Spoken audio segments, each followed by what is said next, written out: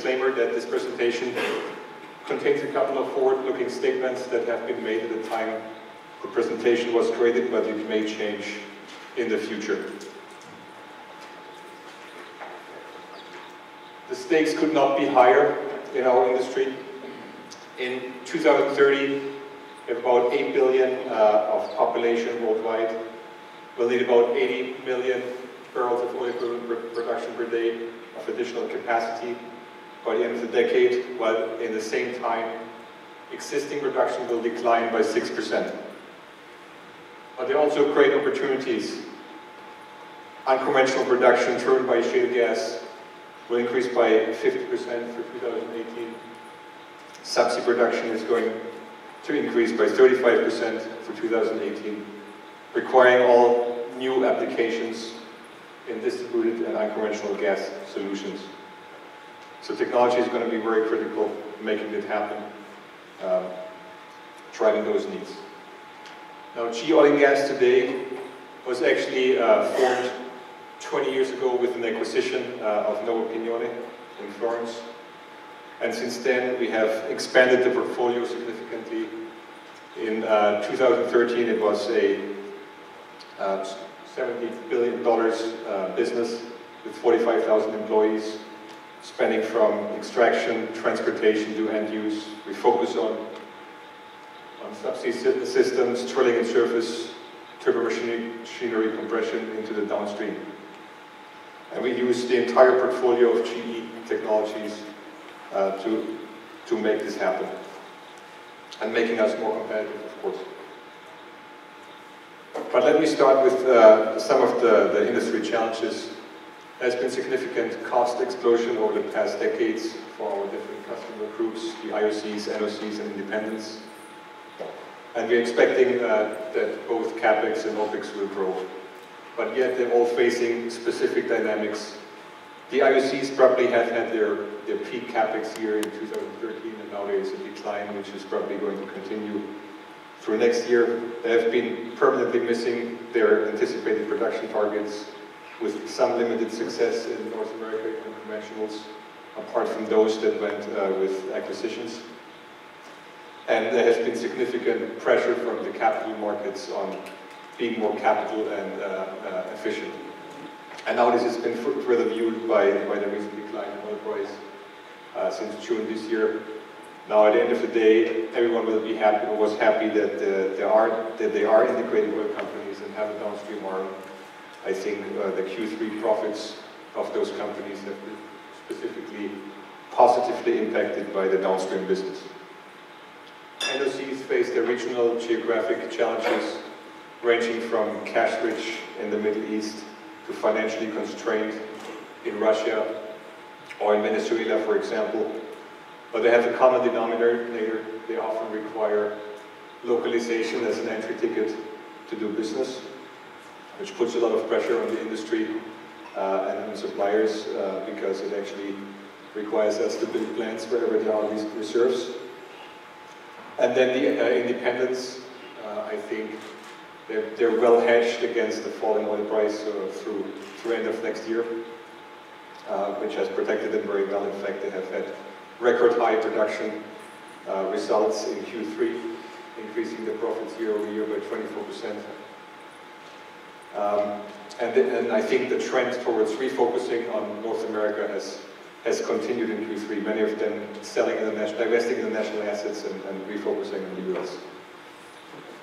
So I want to also give some examples on how the complexity and rising input prices have shown its effect. Like here, a couple of projects, for example, the Gorgon LNG project in Australia that has had a 1.5 higher capex than originally planned, 54 billion. Or the Kashagan project, where the current cost estimate is 4 times higher than what was originally planned.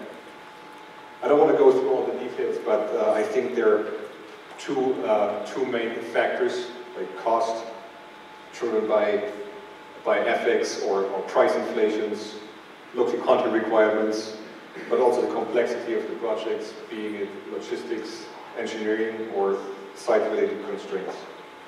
In some cases, projects go into a refeed phase, such as Rosebank, for example, in the North Sea. That's some of the challenges the industry is facing.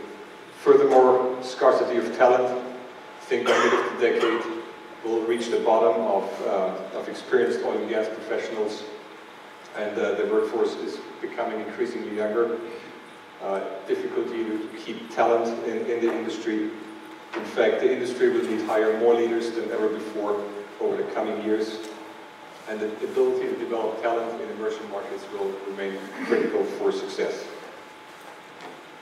In summary, the oil and gas industry has unique characteristics, such as the government involvement, that not only make the regulations, but also distribute the exploration licenses.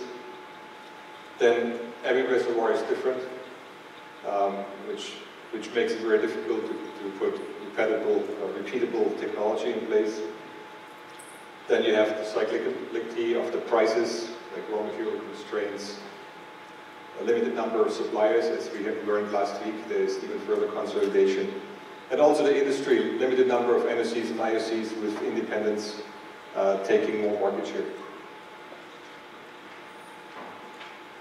And now my presentation doesn't continue. Yes, it does. So what do we do at GE to tackle those challenges? So this is just an example of our subsea business, which is a $3 billion business as it stands right now. We see the industry growing at 9% CAGR through 2017. Despite a decline in 14, perhaps also 15 and tree awards, the overall fundamentals remain positive. In fact, when you look back on the past 10 years, more than 50% of the main fields have been offshore. Going into more detail, 50% of all major finds globally have been in deep water. Today, roughly 50% of the IOC production comes from deep water reserves, and going forward, all the new production coming online through 2020 will be in the deep water space. But it's still a very early industry, and there's lots of advancement to be made in technology development. One of the things we've been doing to drive costs down is product structuring around our key products, subsea trees, that range really from deep water, shallow, medium water, horizontal, vertical, through different structure programs. Also on the control on the top right is probably our most structured product. We have actually reduced engineering costs by 80% through bringing modular building blocks in place. And overall, we have been able to reduce cycle time and cost by 20% through standardization. In the gas infrastructure space, we have a very broad portfolio as well, which stems back from the Nova Pignone acquisition. Today it's a $5 billion business that we have organically growing 6 times. And basically it ranges from power generation, but also compression solutions, both onshore and offshore, in gas turbines, electric motors, compressors, and LNG applications for offshore, FPSO, floating LNGs, and so forth. Today we have about 24,000 rotating machines installed, which about 8,000 are gas turbines. And through data analytics, we're driving further availability and uptime of those machines. So here are just some examples of the LNG and offshore space. Today that's 50% of our business, and we have created packages for both power generation and compression to optimize footprint and weight. And we are about the first ones to actually introduce aviation technology in that space, using lighter materials that can withstand harsher requirements, or even removing the gearbox by establishing oil-free systems, and therefore optimizing the CAPEX and OPEX of our customers, lowering the manning of platforms. Now, 2 more examples. Here is an FPSO and our offering in that space, really ranging from power gen, compression, electrical distribution, drives, water treatment systems that we can offer in that space. We also were the first, pioneering together with our customer Shell, the first ever floating LNG Shell Prelude project, with GE content being the first compressor for the FLNG, the flexible risers and the valves. So again, technology changes and pushes the boundaries that we have today. But it's not only the commercial projects that make a difference. I think for technology advancement we need to invest. That's why I want to highlight our R&D program. We invest about $5 billion per annum in R&D across GE as a whole, not just oil and gas, and have 50,000 engineers, of which 7,000 are focused on the oil and gas sector.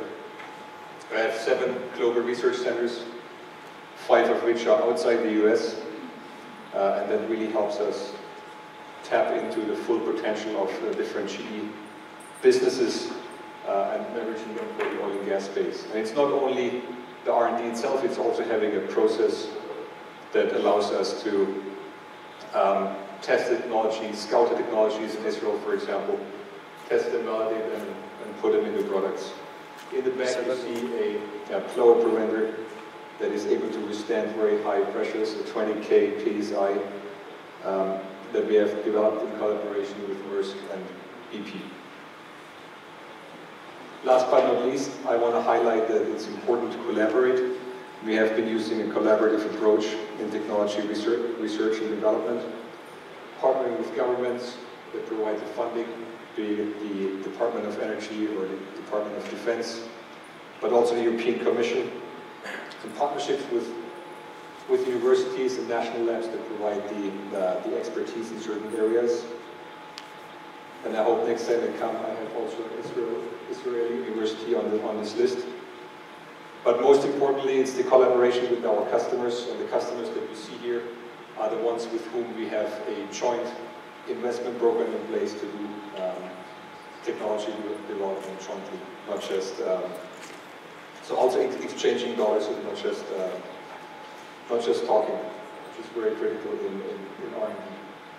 So with that said, I think in summing up, the long-term fundamentals are positive despite the short-term decline in oil price. We've built a compelling portfolio over the past 2 decades with a global presence, and technology is our key differentiator because we can use the entire GE businesses to tap into.